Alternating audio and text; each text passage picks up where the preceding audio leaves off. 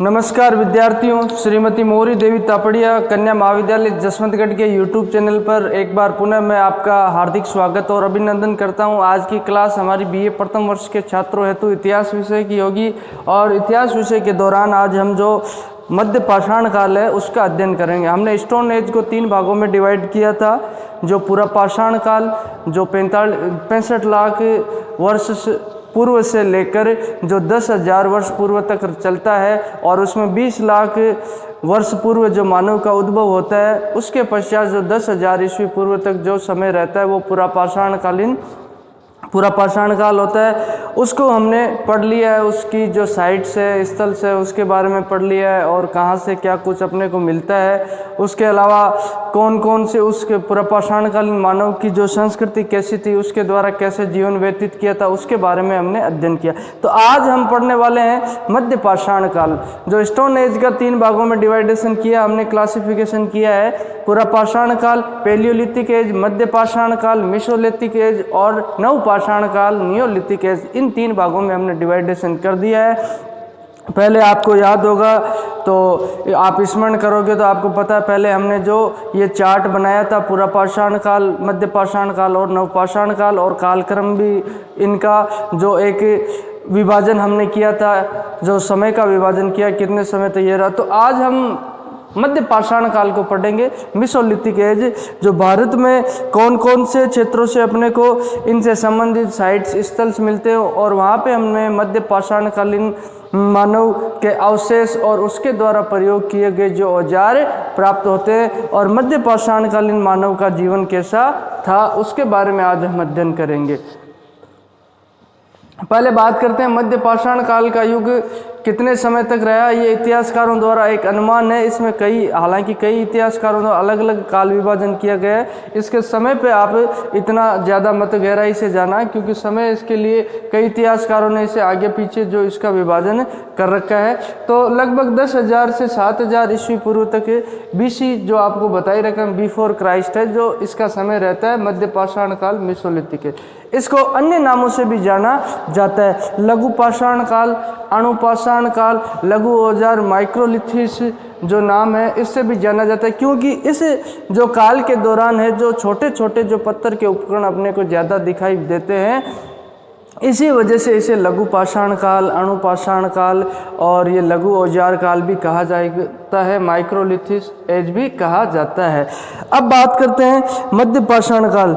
मध्य पाषाण काल को संक्रमण काल कहा जाता है। संक्रमण काल का तात्पर्य यानी 2 के मध्य जो पूरा पाषाण काल और नव पाषाण काल के मध्य का जो युग होता है, समय होता है, उसे जो यहाँ पे संक्रमण काल, जो संक्रमण फेज कहा जाता है, क्योंकि ये दोनों के मध्य इसमें पूरा पाषाण काल का भी कुछ समय रहता है और इसमें नव पाषाण काल का भी कुछ समय रहता है। तो बीच की अवस्था को मध्य पाषाण काल यानी संक्रमण काल भी कहा जाता है। अब इस समय मानव के जीवन के बारे में बात करें तो मानव का जीवन कैसा था, मानव ने कौन कौन सी तरक्की कर ली थी, मानव सभ्य हुआ नहीं हुआ और मानव के द्वारा अपने जीवन में क्या क्या नवाचार किए गए, मानव जीवन कैसा था। तो बात करें तो मनुष्य का जीवन इसी वक्त भी बात की जाए तो मानव शिकार पर निर्भर था और खाद्य संग्राहक था। खाद्य उत्पादक अभी भी नहीं बनता है। कृषि का जो कृषि कार्य, कृषि कर्म करने को वह नहीं लगता है और यही जो कच्चा मांस है उसका खाद्य संग्रह करता रहता है और शिकार पे ही उसका जीवन निर्भर रहता है। अब बात की जाए तो पशुपालन इस समय के दौरान मध्य पाषाण काल में मानव के द्वारा पशुओं का पालन शुरू कर दिया गया, लेकिन पशुपालन में विभिन्नता ये पाई जाती है कि पशुपालन वह दूध प्राप्ति व अन्य जो उत्पादन प्राप्ति के लिए नहीं करता, सिर्फ मांसाहार यानी पशुओं को मार के खाने के लिए पशुओं का पालन मानव के द्वारा यहाँ किया जाता है। कई क्षेत्रों में, कई जगहों पे जो पशुओं, मनुष्य के साथ जो मानव के साथ पशुओं की हड्डियां भी साथ में मिलती है, जहाँ कब्रें मिलती हैं वहाँ, तो ऐसे अनुमान लगाया जाता है कि मनुष्य के द्वारा पशुपालन भी यहाँ शुरू कर लिया जाता है। और यहाँ इस काल की बात की जाए तो प्रेक्षापास्त्र जो धनुष बाण है, जिसे तीर धनुष कहते हैं, उसका आविष्कार मानव के द्वारा कर लिया जाता है ताकि शिकार में उसे आसानी हो, शिकार आसानी से किया जा सके। तो ये से प्रेक्षापास्त्र तीर धनुष का आविष्कार मध्य पाषाण काल के दौरान मनुष्य के द्वारा, मानव के द्वारा कर लिया जाता है। मृद भांडों का जो मिट्टी के बर्तन होते हैं, पोट्री जिसे कहते हैं अपन, पोट्री, मृद भांड जो मिट्टी के बर्तन, हाथों से बने हुए मिट्टी के बर्तनों का उपयोग मानव यहाँ करने लग जाता है। यहाँ चाक का आविष्कार नहीं होता। अभी जो कुम्हार होता है तो वह अपनी चाक के ऊपर जो बर्तनों का बर्तन बनाता है, उस तरीके से चाक का निर्माण नहीं होता। सिर्फ मिट्टी के बर्तनों को, जो मिट्टी को आकार देके कुछ बर्तन इसके द्वारा यहाँ बनाए जाते हैं मनुष्य के द्वारा। अब बात की जाए तो आग का प्रयोग करना भी मध्य पाषाण काल में मनुष्य सीख जाता है। और मध्य पाषाण काल में मनुष्य के द्वारा जो चूल्हे में आग का प्रयोग शुरू कर दिया जाता है, यानी कच्चे मांस को पकाने का प्रयास यहाँ मनुष्य के द्वारा किया जाने लग जाता है, मानव के द्वारा। और गृह निर्माण की कला, जैसे हमने बात की थी, पूरा पाषाण काल में क्या होता था, पेड़ों की टहनियों पे मानव रहता, नदियों के किनारों पे रहता था और पर्वतों की गुफाओं में रहता। तो अब मानव के द्वारा कुछ ऐसे आकार, छोटी छोटी झोंपड़ियां बनाने का प्रयास किया गया और गृह निर्माण की कला की ओर मानव यहाँ अग्रसर हो जाता है। और कुछ साक्ष्य मध्य पाषाण काल के मिले, जो सांबर झील है, सांबर झील में अपने को क्या साक्ष्य मिलते हैं, सांबर झील जो अपनी जयपुर वाली, उसमें जो मध्य पाषाण कालीन मानव के द्वारा जो पौधे लगाने के अवशेष और साक्ष्य यहाँ मिलते हैं। अगर आप नोट डाउन करो तो इसको पॉइंट टू पॉइंट ऐसे नोट डाउन नहीं करना, जैसे मैंने तो यहाँ सिर्फ पॉइंट लिखे, तो जिन पॉइंटों की मैं जैसी व्याख्या कर रहा हूँ उसको आप अपने अनुसार नोट डाउन करना, सिर्फ पॉइंट टू पॉइंट मत लिखना। अब जैसे मैंने कहा प्रेक्षापास्त्र, तो प्रेक्षापास्त्र के आगे आप लिखोगे तीर धनुष का आविष्कार मानव के द्वारा कर लिया जाता। प्रेक्षापास्त्र का क्या अर्थ होता है, तीर धनुष होता है। तो धनुष बाण जिसे हम कहते हैं, इसका आविष्कार मानव के द्वारा कर लिया जाता है। ऐसे अब सांबर झील आप लिखोगे तो पॉइंट बना के यहाँ पे नोट डाउन करोगे, क्योंकि मैं इतनी सारी चीज़ें बोर्ड पर लिख नहीं पाता हूँ। तो सांबर झील है जो जयपुर में स्थित है, वहाँ पे मानव, मध्य पाषाण कालीन मानव के द्वारा वृक्ष पौधे लगाए जाने के अवशेष और साक्ष्य अपने को प्राप्त होते हैं। ऐसे पॉइंट नोट डाउन करोगे। अब बात करते हैं बेलन और नर्मदा घाटी। जो बेलन नदी है और नर्मदा नदी है, उसकी जो घाटियां हैं, उस क्षेत्र से अपने को तीनों युगों से संबंधित पूरा पाषाण काल, मध्य पाषाण काल और नवपाषाण काल से संबंधित अवशेष और साक्ष्य प्राप्त होते। तीनों काल से संबंधित अपने को यहाँ साक्ष्य प्राप्त होते। अब हम मध्य पाषाण कालीन युग के दौरान जो कौन कौन से भारत में, पूरे भारत के भौगोलिक क्षेत्र है, वहाँ पे कौन कौन सी जगहों से अपने को इनके अवशेष, साक्ष्य और प्रमाण मिलते हैं और मध्य पाषाण कालीन मानव के द्वारा प्रयुक्त किए गए औजार मिलते, उनके बारे में हम जानेंगे। और एक जो राइटर है प्रोफेसर नेमिशरण मित्तल, उनकी बुक के अकॉर्डिंग और इसके अलावा भी कई साइट्स और स्थल है जिनका जिक्र भी हम आगे की क्लास में करेंगे। उनकी बुक के अकॉर्डिंग जो मेन साइट है उनको मैं आपको बताना चाहता हूँ, इसको आप नोट डाउन कर लेना अपनी जो नोटबुक में है। तो प्रोफेसर नेमिशरण मित्तल की बुक है प्राचीन सभ्यताएं। प्राचीन सभ्यताओं में नेमिशरण मित्तल है, उन्होंने मध्य पाषाण कालीन स्थल साइट्स के बारे में बताया है कि कौन कौन सी जगहों से मध्य पाषाण काल से संबंधित औजार और अवशेष अपने को प्राप्त होते हैं। अब बात करते हैं पाकिस्तान में इन्होंने जो पश्चिमी क्षेत्र है भारत का, वहाँ जो पाक में भी पेशावर है, पेशावर के जमालगढ़ी क्षेत्र से अपने को मध्य पाषाण कालीन युग के औजार और अवशेष प्राप्त होते हैं। और राजस्थान में किन जगहों से बताया इन्होंने, जो नेमिशरण मित्तल है, उन्होंने राजस्थान में बाड़मेर जिले में पंचभद्रा झील है, तिलवाड़ा क्षेत्र, वहाँ से अपने को राजस्थान से मध्य पाषाण कालीन युग के अवशेष प्राप्त होते हैं। भीलवाड़ा का बागौर क्षेत्र यहाँ से प्राप्त होते हैं। झालावाड़ और सोजत से अपने को प्राप्त होते हैं। इन क्षेत्रों से राजस्थान में अपने को मध्य पाषाण कालीन युग से संबंधित अवशेष और औजार प्राप्त होते हैं। अब बात करते हैं गुजरात। इसका आप पूरा नाम लिखोगे, मैंने जैसे शॉर्ट नाम लिख रखा है तो आप भी इसको पूरा नाम लिखें ताकि आपको आसानी से समझ में आए नोट्स बनाते वक्त, नोट डाउन करते वक्त। अब गुजरात, इसका पूरा नाम लिखना। गुजरात में कौन कौन से क्षेत्रों से अपने को मध्य पाषाण कालीन युग से संबंधित अवशेष मिलते हैं, तो हीरपुर है, लंगनाज है, पावागढ़ है, मिताली है, बलसाना है, आवाज है, यहाँ से अपने को प्राप्त होते हैं। अब बात करते हैं एमपी बोले तो मध्य प्रदेश की। मध्य प्रदेश इसका पूरा नाम लिखना आप नोट्स बनाते वक्त। तो मध्य प्रदेश में नीमच, उज्जैन, इंदौर, भीमबेटका, रायसेन, रामपुर, रामगढ़, भोपाल से अपने को मध्य पाषाणकालीन युग से संबंधित अवशेष व औजार प्राप्त होते हैं। अब बात करते हैं यूपी बोले तो उत्तर प्रदेश में कौन कौन से स्थल है? तो सराय, नाहरराय, मोरहना की पहाड़ियां हैं, लेखैया की भी पहाड़ियां और कुरहा क्षेत्र, वहां से अपने को मध्य पाषाणकालीन जो औजार प्राप्त होते हैं। अब बात करते हैं एमएच बोले तो महाराष्ट्र में कांदिवली, जिसे कांदिवली भी कहा जाता है, धुलिया, पुणे, सहाद्री, पाटन से अपने को इस काल से संबंधित औजार व अवशेष प्राप्त होते हैं। अब बात करते हैं बिहार की। बिहार में बात की जाए तो सीएम भूमि नागपुर पठार है, उस नागपुर पठार के क्षेत्र से अपने को मध्य पाषाणकालीन युग से संबंधित अवशेष व औजार प्राप्त होते हैं।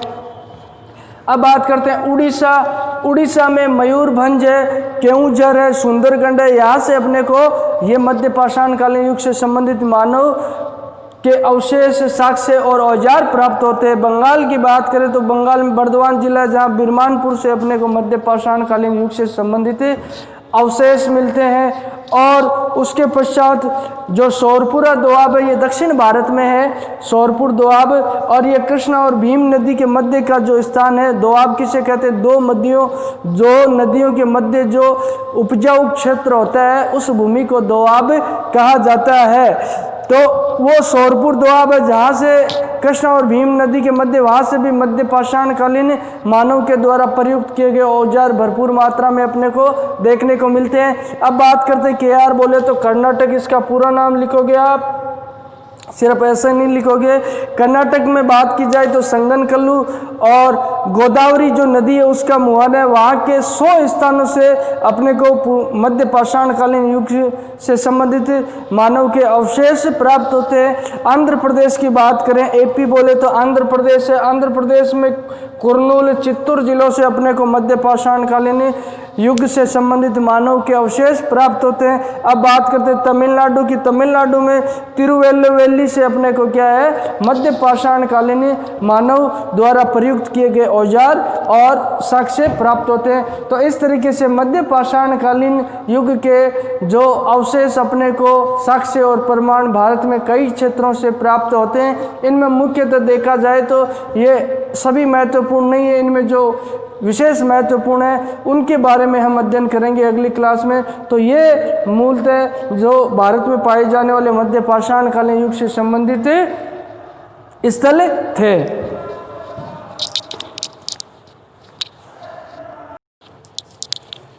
तो विद्यार्थियों, बात की जाए तो मध्य पाषाणकालीन मानव के द्वारा क्या क्या जो अवस्थाएं विकसित हो जाती है और उसके द्वारा क्या क्या जो नवाचार कर लिया जाता है, काफ़ी कुछ अपने जीवन में बदलाव यहाँ कर लिया जाता है। पशुपालन उसके द्वारा शुरू कर दिया जाए। अगर मूल रूप से देखा जाए तो मध्य पाषाण काल के इसे कई अन्य नामों से भी पुकारा जाता है, इसके उपनाम भी जाने जा सकते हैं। तो उपनामों में देखा जाए तो इसे लघु पाषाण काल भी कहते हैं, अणुपाषाण काल भी कहते हैं, लघु औजार काल भी इसे कहा जाता है। और इसे पुरापाषाण काल और मध्य पाषाण काल के मध्य का काल होने के कारण संक्रमण काल भी कहा जाता है। यह मानव की अवस्था वही रहती है, शिकार व खाद्य संग्राहक भी रहता है और खाना बटोरने का कार्य मानव के द्वारा यहाँ किया जाता है। कंदमूल, फल फूल यहाँ भी मानव खाता है, लेकिन कुछ जो सुधार इसके द्वारा कर लिए जाते हैं, कुछ तरक्की और उन्नति प्रगति यहाँ देखने को मिलती है। पशुपालन यहाँ शुरू कर दिया जाता है। पशुपालन का उद्देश्य यहाँ दूध वगैरह प्राप्त करना नहीं रहता, अन्य उत्पादन प्राप्त करना नहीं रहता है। पशुपालन का उद्देश्य इनका रहता है कि उससे कच्चा मांस प्राप्त किया जाए। प्रेक्षापास्त्र की बात की जाए तो तीर धनुष का आविष्कार या मानव के द्वारा, ये बहुत बड़ी खोज थी जो मानव के द्वारा मध्य पाषाण काल में कर ली जाती है। और मृदभांड है, जो मिट्टी के बर्तन या हाथों से बनाने मानव के द्वारा शुरू कर दिए जाते हैं। गृह निर्माण कला की ओर अग्रसर हो जाता है। और सांबर झील की बात मैंने बताई आपको, जो वहाँ से पौधे लगाने के साक्ष्य और प्रमाण अपने को मिलते मानव के द्वारा, यानी कि मानव द्वारा आगे की कुछ उन्नत बातें यहाँ सोचने को मिलती है। और बेलन और नर्मदा घाटी है, वहाँ से अपने को तीनों कालों से संबंधित औजार और साक्ष्य मिलते हैं। तो इस तरीके से पूरे भारत में जो अलग अलग राज्य हैं वहाँ से अलग अलग स्थानों से अपने को क्या है कि यहाँ जो मध्य पाषाण काल युग से संबंधित अवशेष और औजार प्राप्त होने लगते हैं। और अब आप सोचोगे इतने सारे स्थलों से इतने औजार हैं, हालांकि ये स्पष्ट नहीं है कि यहाँ से मिलने वाले कुछ औजार मध्य पाषाण काल से संबंधित है या नहीं है, लेकिन अधिकतर क्षेत्रों से बात की जाए तो यहाँ मध्य पाषाण काल युग से संबंधित इतिहासकारों ने माना है। लेकिन ये एक अजीब बात है कि ये पृथ्वी की सतह पे ही मिलते हैं, तो यहाँ पे शंका व्यक्त की जाती है इतिहासकारों और विद्वानों के द्वारा कि ये कोई ज़रूरी नहीं कि मध्य पाषाण काल से संबंधित हो।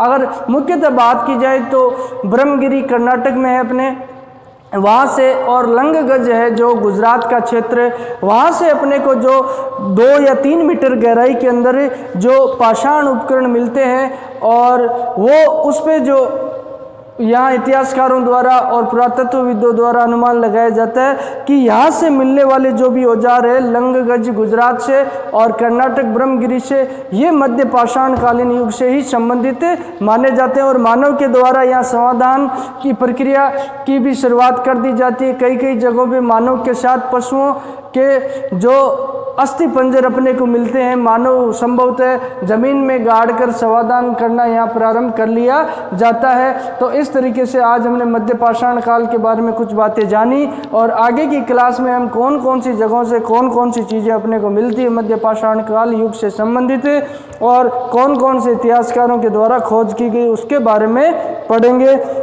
तो उम्मीद करता हूँ कि बेहतर तरीके से आपको समझ में आया होगा। अगर कोई चीज़ समझ में नहीं आ रही हो या किसी चीज़ को लेकर आपके मन में शंका हो, जिज्ञासा या उत्सुकता हो, तो आप मेरे साथ वो बात शेयर कर सकते हो। जिज्ञासा और उत्सुकता और निसंकोच किसी समस्या के बारे में आप मुझसे पूछ सकते हो।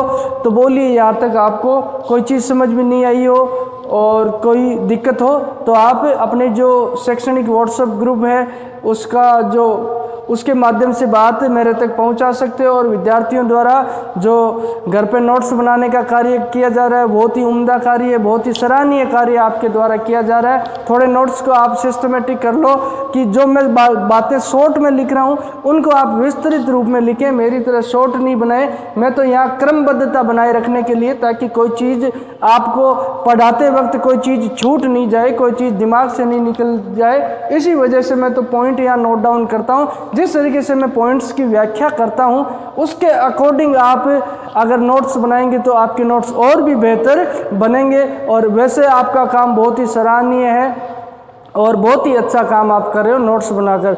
तो आज की क्लास में हम इतना ही पढ़ेंगे और आने वाली अगली क्लास में हम मध्य पाषाण काल के बारे में और पढ़ेंगे।